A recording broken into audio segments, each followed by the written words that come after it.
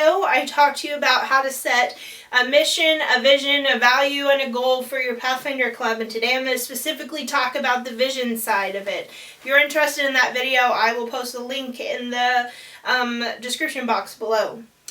The vision for our Pathfinder Club for the past year has been leadership. Our vision is where we want to go, what our future is looking like, and where we want to go is to become better leaders ourselves as the staff, but also to instill better leadership skills in our Pathfinders. Our goal to accomplish this vision was to complete a book study. And after much deliberation and thought and digging and looking, we decided to do a book study on this book. And this is by a man named Doug Fields. It's entitled Help, I'm a Student Leader, Practical Ideas and Guidance on Leadership. I cannot say enough about this book. It is amazing. And there are 5 reasons why we chose this book and why I love this book. I'm going to go over them with you quickly. Number 1, this book is friendly. It's written in very teen, preteen level language. All of the concepts and ideas are up to date. They're not cheesy, as some might say. It's a great book for teens that they can relate to.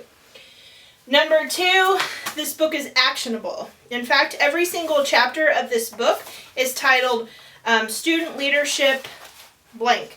And you fill in the blank with some kind of actionable statement. For example, Chapter 1, Student Leaders Serve.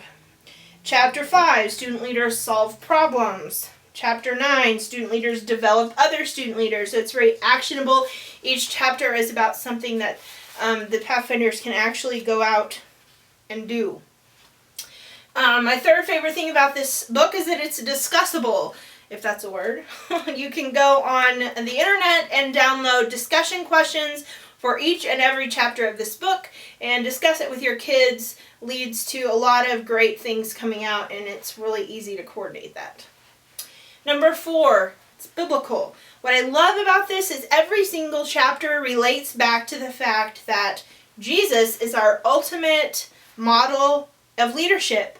And it talks about specific Bible stories where Jesus was a leader and how we can learn from him as our ultimate example for leadership.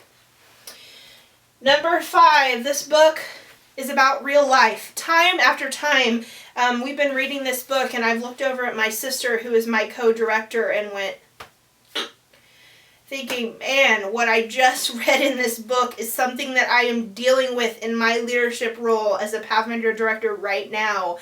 And wow, how I can apply some of these things to the things that are actually happening in my life that has happened so many times to me as an adult reading this book.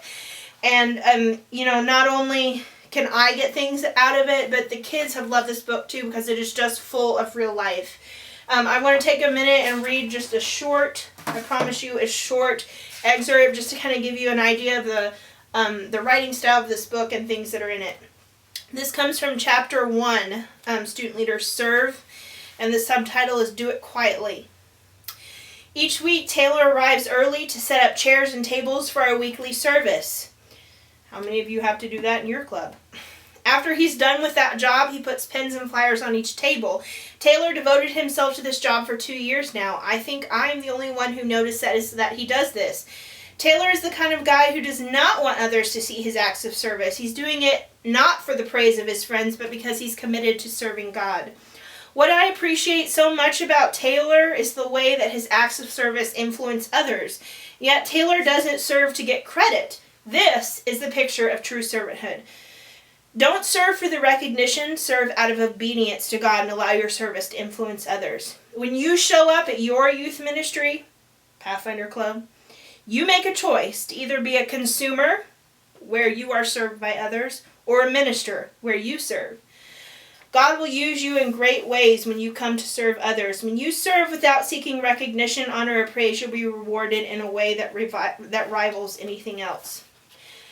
Many church-based leadership programs are populated by the cute, fun, and outgoing kids who win popularity contests within the youth group. This is the wrong way to choose student leaders. Leadership is not about popularity. It's about, guess what? Serving. If you don't serve others, then you are not a Christian leader. I don't care how popular, charismatic, and wonderful you are. If you want to be a leader, you must serve. Get it? Got it? good. And as you can see, it's very down to earth, real life. It cuts to the chase. There's no beating around the bush. Doug Fields, in my opinion, was a genius writing this book. It is wonderful. I highly recommend it. 5 stars.